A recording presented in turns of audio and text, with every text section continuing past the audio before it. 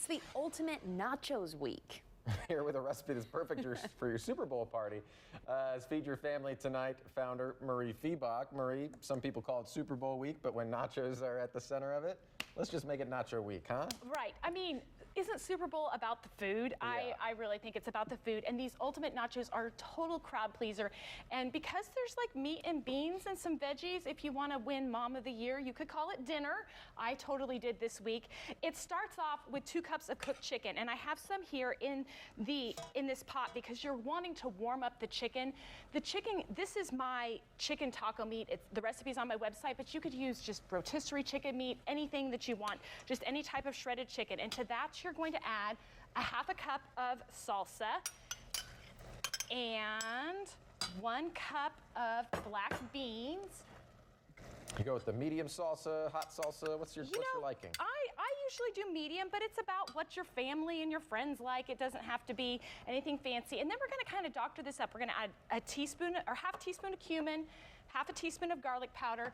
And if you like things spicy and a little bit smoky, I add a pinch of chipotle pepper. You don't want too much. And that's a totally optional ingredient. But you can see that this is all warm and bubbly because they're not going to cook in the oven very long, and you don't want to have cold chicken with the hot cheese. It just doesn't taste very good. So this is all heated up. I'm going to turn that off. Would you mind handing me the bag of chips, please, Allison? Thank you. Okay, so we're going to start with 1 layer of chips, which is half the bag. And you're going to pour that over and spread it over your sheet. And then, a few more. I got parchment paper here. Parchment paper underneath, and that is going to keep you from having to scrape hardened cheese off your pan, which you'll thank me if you use parchment paper, or you could just line some tin foil, but put something on there. And then half of this chicken and bean and salsa mixture is going to sprinkle over these nachos. And then you're going to put half of the cheese. And I like to use 2 kinds of cheese. I use 4 ounces, which is 1 cup of sharp cheddar, and 4 ounces of pepper jack. Now, if you've got people that are spicy averse, you can just use all sharp cheddar. It's totally fine, but I think the pepper jack just kind of makes it a little bit meltier.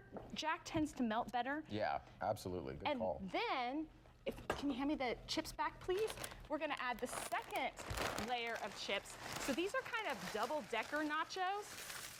And you'll get some crumbs and all of that, but the second layer of nachos goes on top, and then you're gonna put the rest of this chicken meat all on top, and top it with the rest of the cheese and some onions and black olives. If you like jalapeno peppers, I like to add some pickled jalapenos on top, and it's gonna go into the oven at 350 degrees for about 8 to 12 minutes.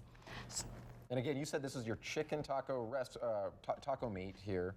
So that's a recipe on feedyourfamilytonight.com? That recipe's at feedyourfamilytonight.com. If you just type in chicken taco on the search bar, it will totally get you right to that recipe, where I usually like to do it in my Instant Pot.